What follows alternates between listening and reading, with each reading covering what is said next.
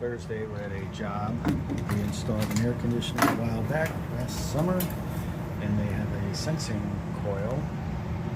They have a sensing module that goes into the coils now to sense if there's a Freon leak, and go into here, and that'll turn the air conditioner off and run the fan for 5 minutes. This was bad out of the box last year. It was running the furnace and the air at the same time.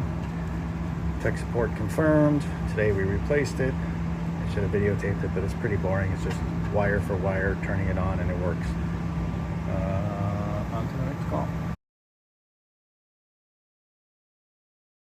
Alright, forgot to start recording, but we're here to do 2 cleaning checks on furnaces, air conditioners, that we put in about a year and 2 years ago, something like that. So I already did this one. These roofs are nice because the panels all come apart real easy, unlike a lot of other units where it takes a very long time to disassemble everything, or guys just don't do it and they try and clean it between the grates. But you can see how dirty this one is. Ugh. Especially, I already cleaned that side, but you can tell. That's just after 1 season. So you hose it down. As long as you point it downward, kind of just comes right off. It's not like it's impacted where we have to use some sort of acid wash or coil cleaner, Let's see if I can do this with one hand. Nah, probably not. So you got to be careful. You got to lift up these rims because there's a little spot underneath.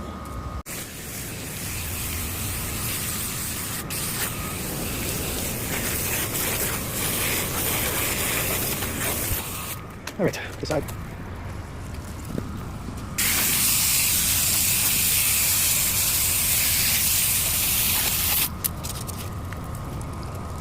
Look out there. Let's look down here.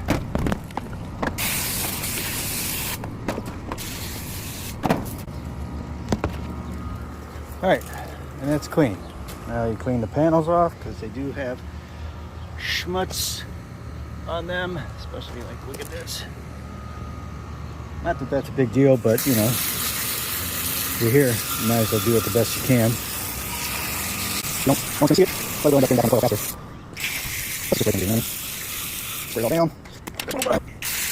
And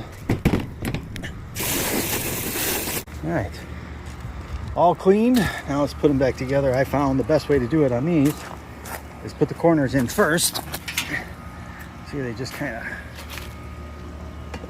pop in on that tab, and then they pop up like this. And I'll just put that underneath. Grab the next corner one. Drop it there.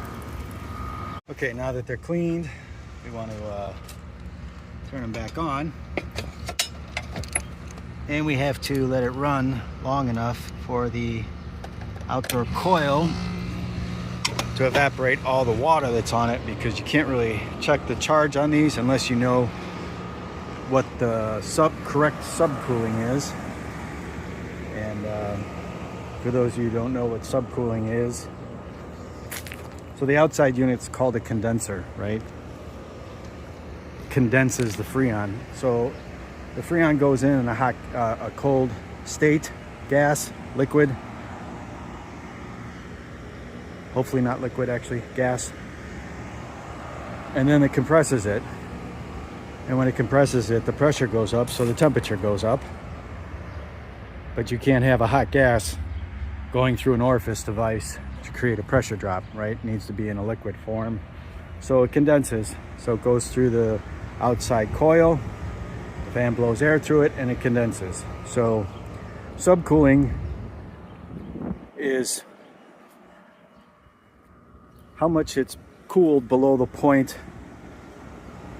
that the pressure says it should be at. So let's say this isn't right, but for fictional purposes, at 100 psi, it's 100 degrees, right? If you cool that down, let's say to 93 degrees, but it's still the same pressure, technically at that pressure it should be a certain temperature, but you've subcooled it. And that, as it travels through The Freon travels through this coil, it's going from a hot gas and cooled down into a liquid. And how far down it is before it cools down into a liquid is basically what your charge will be. So it goes into that smaller liquid line, they call it here, as a liquid, and it has to be a liquid when it gets to the expansion valve in order to create a pressure drop so that the Freon goes into a low pressure state and gets cold. And that's how basic refrigeration works. Comes back, goes to the compressor, condenses it back into a liquid, boom, back to the coil, repeat. So what we can do is on these units, they'll have a subcooling. Okay, so for Rude, they have the subcooling on the indoor plate. You just look at it. Here's your size, 1.5 ton, 2 ton, 3, 2.5, 3, what da da da. Then you look at the outdoor temperature, outdoor dry bulb. Find that, let's say it's 82 degrees out and you got a 3-ton air conditioner, you're at 9 degrees of subcooling. So you put a clamp on temperature probe here, measure the temperature of this and compare it to what the pressure / temperature should be here. And whatever this pressure temperature says it's at, you want this to be whatever degrees below that, subcooling. So in this case 9, if that's what it was. So in this case it actually is, what is it? So we have a 048, so this is actually a 4-ton, okay? And the temperature outside right now is 70 degrees. I was wrong, it is 71 degrees. So we go here, and there obviously isn't a 71. There's a 75 through 55, but there won't be much difference. So we go under 4-ton, which is the second one from the end, come down. So at 55 they want 5 degrees, but also at 75 they want 5 degrees of subcooling. So what do you think the number would be at 71 degrees? Ding, ding, ding, 5 degree subcooling. So we're gonna hook up and check for 5 degree subcooling. This one is a 3.5 ton. So a 3.5 ton, I bet you it's exactly the same. Let's see, 3.5 ton. Oh no, it's way different. So it's 7 and 13. So probably right around 10. So 10 degrees on that one. All right, let's hook up our gauges and see what's up. Okay, I don't use your typical gauges. I use what's probably becoming the standard in the industry right now are these probes. Whoop, whoop, I was wondering what that sound was. Just a nut falling down. Okay, so I use these probes. You can see you can set it for liquid or suction. So this is the liquid line and this is a low loss hookup. So instead of getting the spray and pushing the little depressor down, when you hook it up, it goes on without pushing it, so you don't get any Freon loss, right? So you hook this up and then use the core depressor, you spin this in and it pushes the core in, and now you can get a correct reading on your Freon, which I can't do right now because I have to use my phone. I'll probably have another camera I should be using for this. It's so much easier to edit on my phone. I tell you, the Insta360 Go whatever 3S, such a nice camera, but such a pain in the ass software. It is small though. Let me hook this up. Turn it on. Let's make sure it's set for suction. It's not. And then we hook up. These are clamp-on meters, probes. They measure the temperature, and they again also have a suction liquid line and a suction. Alright, so this one's set for suction. We don't need that one. We need the one for liquid line. If your indoor coil doesn't have an expansion valve and it just has like a piston for a metering device, then you want to measure on the suction side because you're actually measuring superheat, not liquid, not subcooling. All right, so let's see what we got.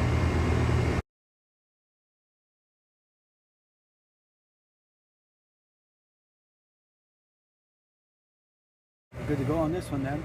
What do we say? We wanted 5 and we're at like 5.6, 5.7, 5.4, whatever, going up and down. It's good to go on this one. Let's look at the other one. All right, on that one, you can see we're at like around 8 degrees subcooling. And looking at the chart, we would need to be between 7 and 13. And it's actually 73 degrees on my probe. So 73 degrees at 75, it's 7. So I would say 8.3 or 4 degrees of subcooling at 73 is perfect. So I think they're both good and we're good to go. All right. Gave him the invoice. Another happy customer. Of course. I kid. All my customers love me. And off to the next one. Okay, we're at the next call. It's the next day. We're at a boiler that has a leaking pipe. Let me show you what's going on here. So this pipe here has got a let's see if we can get some more light on there. This union is leaking water, but the problem is they use like a hard pipe here, not copper, so I can't really repair it by brazing it. So what we're going to do is press it. We're going to get some press fittings, which I have here. Press coupling, but that's got like a stop in it. You see that little dimple right there that keeps it from sliding too far onto the pipe, which is not what we want. Well, for one side we can. The other side, we need one of these.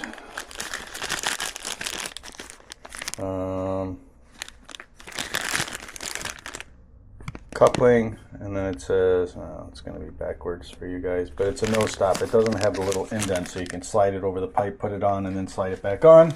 We'll be right back. All right, let's get started. I think the first thing we should do is cut the pipe. I think we got to remove some fins off of the copper in here. I already did it on the other side. Ow. Ugh. You know what? I think we need the cap one for this. All right, this is much easier. All right. Let's cut some of these away.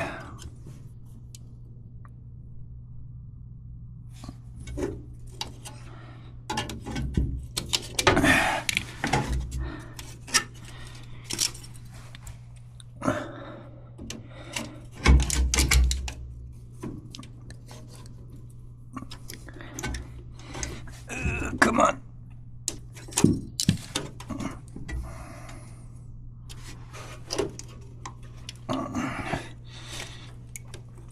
Won't come off. Come on.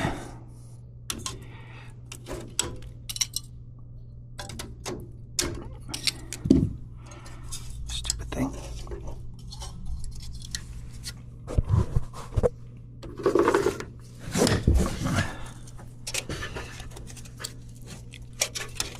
The other ones came off so easy. There we go.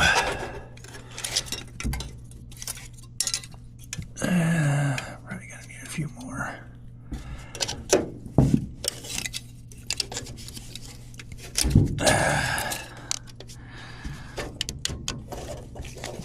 Come on.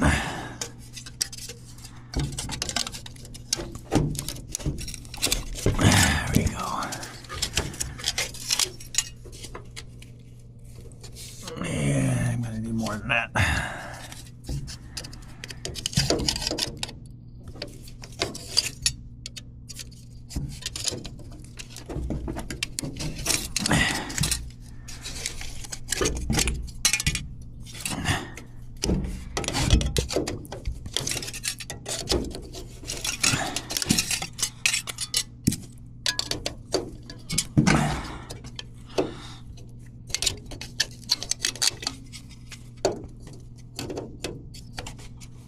on. You can do it. Come on, you son of a gun.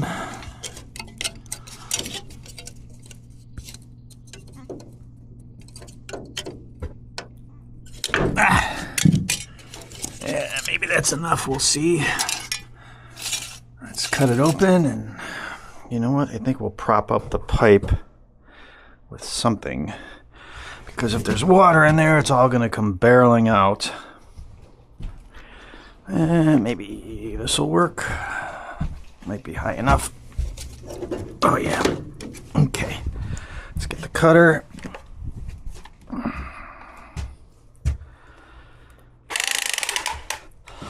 All right.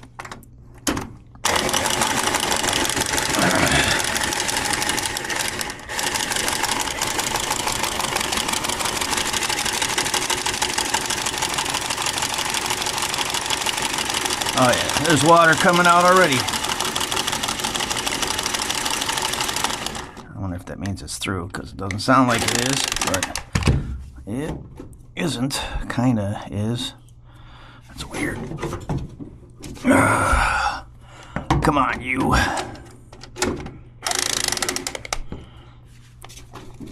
Maybe if I lower it.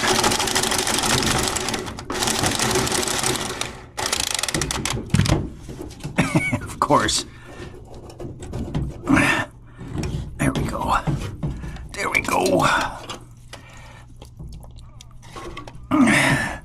Of course, it's a ton of water coming out. How do we fix that?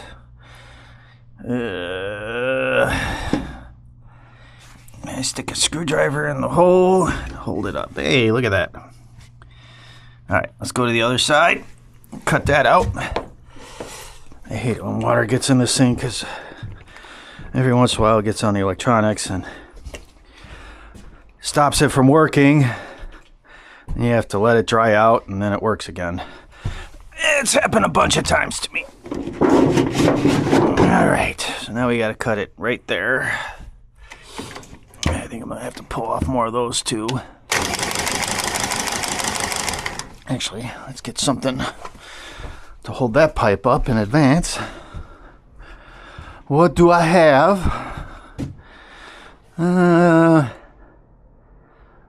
What's tall enough? Maybe this.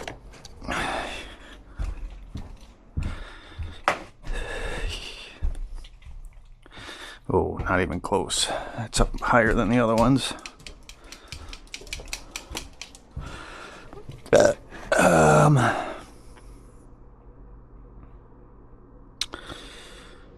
Oof, what do I have? Oh, I know.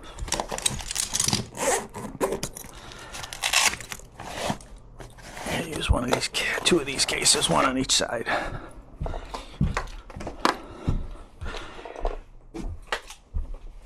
All right.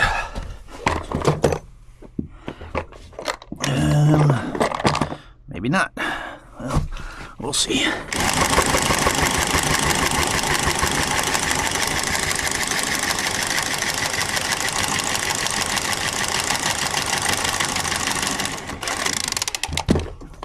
There we go.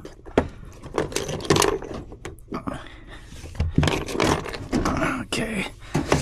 And if we're lucky, we can pull this out. Look at that. Bingo, bango, bongo. Not sure who did this, but it was probably back in the day when they didn't have press and it was only solder, and you know, whatever. It is what it is. All right.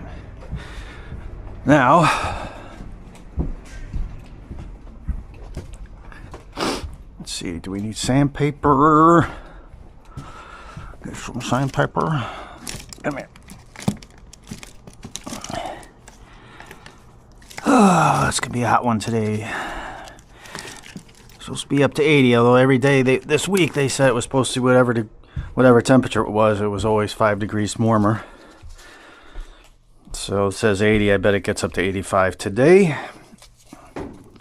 Come on. I tell you, this new sandpaper, used to be able to just rip it by hand. Now, there we go. Oh boy.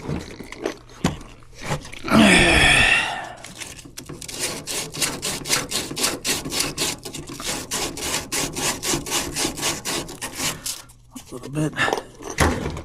You don't even have to hold that. I tell you.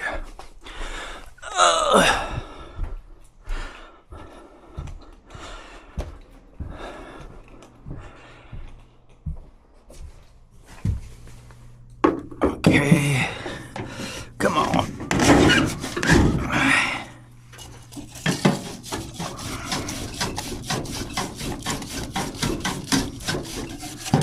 This should be a fairly quick repair. All right.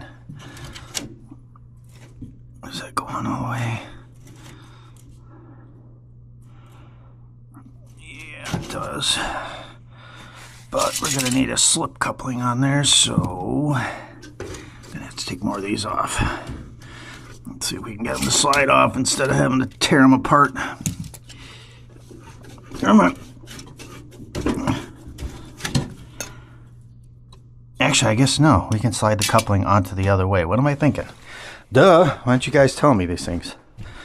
All right. I guess I brought that other pipe up here prematurely. We could use that to figure out how much copper we need, because it should be technically the exact same size.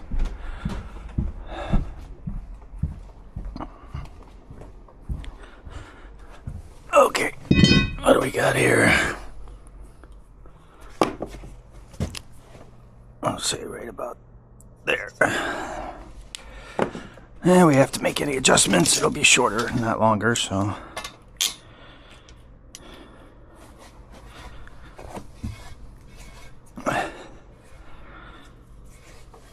This is the thin stuff. They make M and red. I'm sorry, blue and red copper. One is much thicker than the other. All right.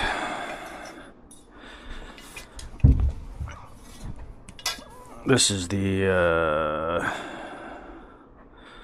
red. Red copper is the thin stuff. Blue copper is the thick stuff. You can use the thin stuff for stuff like this, radiant heating and stuff like that. You should use the thicker stuff for water in your house. Stuff like that. I think we'll put that one on the other side. Use a slip coupling over here since we're here. Okay. Slide it on. It should go on. Nice. And simple. Let's go to the other side.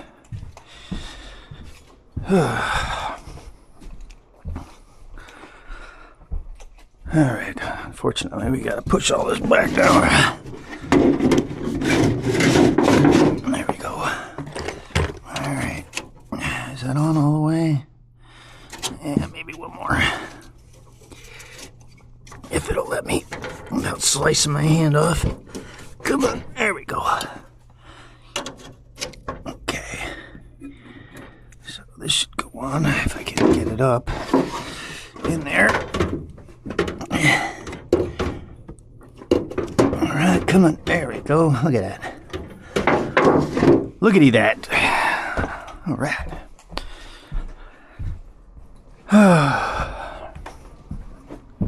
Alright. We're going to slide this back again. It's a back and forth game. It really isn't that much. It can't be shorter.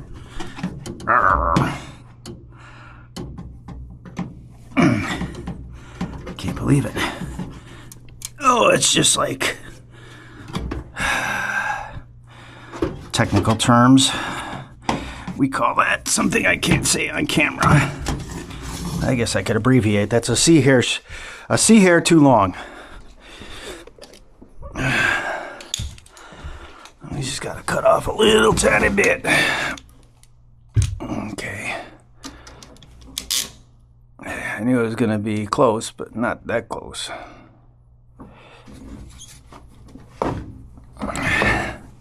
If you guys ever notice on these cutters how they got like a little slot right here? Anybody know what that is? Is for? Leave a comment if you know.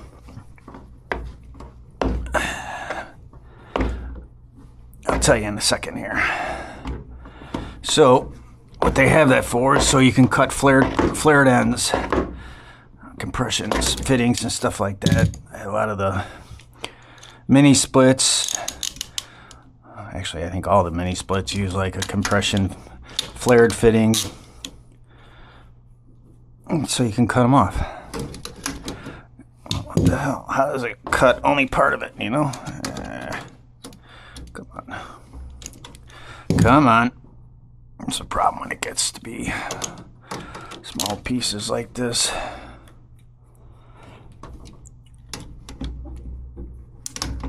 Come on. Come on. There we go. All right. Now we can go back to the other side again.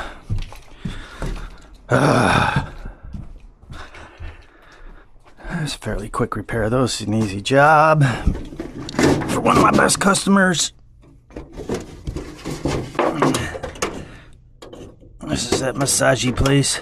It used to be a like a pawn shop. There was so much, like none of these walls were here. There's like a big counter. There's so much crap in here. It was like the guy was a hoarder. Called it a pawn shop. Okay. Oh yeah, perfect. I'm gonna bring this slip ring over. And there you go. Boom. Now, you just grab this mother sucker. And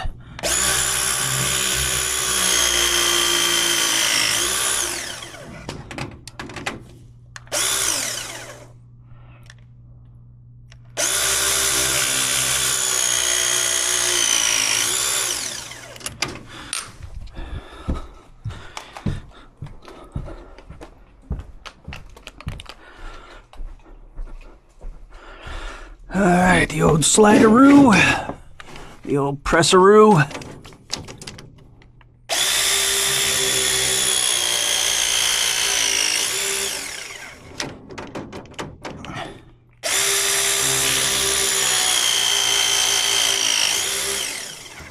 Just like that, we're done. Almost done. There's some other stuff we gotta fill the boiler back up. And this is such a, I don't know who did this, but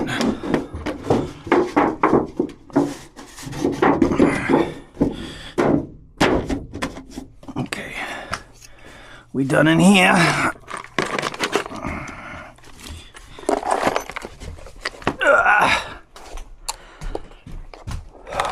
All right,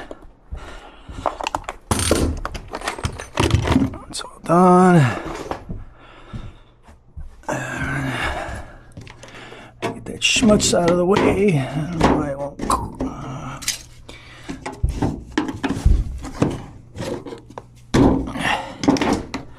All right, get this off. All this garbage. Leftover pieces of aluminum, copper crap. Oh, let's see if they got a garbage here. I can put this in. I doubt it. You know what? I'm gonna put it with the other stuff because I think she's just got little bags in her garbage, and this aluminum will slice right through it. I'll grab that on my way out. All right, now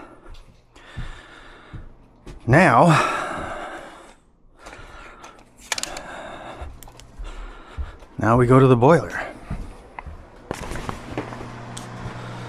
So we can turn this off now. All right, boiler. All right. This is the water line coming in. That's the pressure reducer, expansion tank, pump, obviously the boiler itself. So what we want to do is the water comes in. We got this shut off, so it fills the boiler, comes out of there, can't go anywhere. So we want it to go up, fill everything, come all the way back to here and out through here. That way we bleed out all the air. don't know why there's water coming out already, but looks like we may need to bucketize this because there's no way. Oh, look at that. How convenient.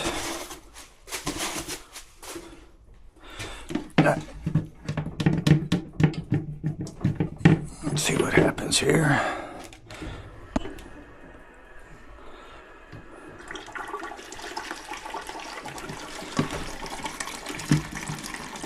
I don't know why there's all this water. I know there's a ton of air in there.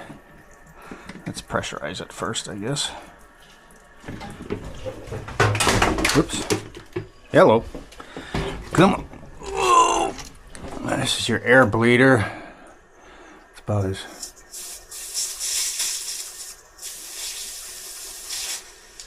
There should be yeah, I mean, it's kind of an air scoop. I don't know what the hell they got there. That's where this is supposed to be where the water comes in, but I guess they had a different idea. Where's all this water coming from?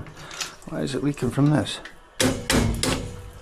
Seriously? Now the pressure relief is bad? Come on. There we go. I probably had some schmutz in it, hopefully.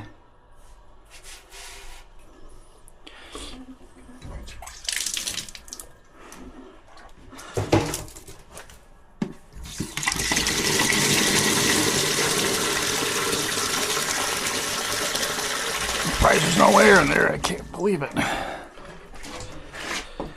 would have figured the whole thing would have been drained. There's still water going in. Let's check this pressure relief, make sure it's right. It should be 30. It is 30. Your water heater has a pressure relief valve, and it'll be 150 psi. And boilers at 30. You don't want to ever screw that one up. Alright. Let's open this up. Turn it on. And let's fire up the boiler and see if everything gets warm. Funny, it's going to be 80 degrees today. I'm working on a freaking boiler. I heard it kick on. Let's see if we got leaks. I'd be very surprised if we did, but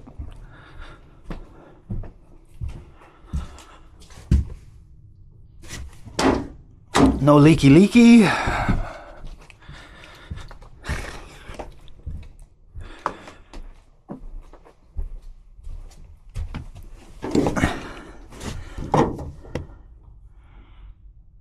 No leaky. All right.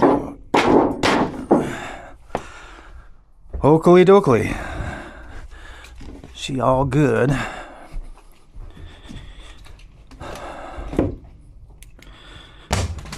Oh, the fun stuff's over. You guys don't want to watch me clean up, I don't think. So, as always, if you're in the Chicagoland area and you need HVAC repairs, water heaters, stuff like that, and you're tired of getting bamboozled by bad contractors, give me a call. 847-361-7655. Licensed HVAC contractor with an EPA certification. See you next time.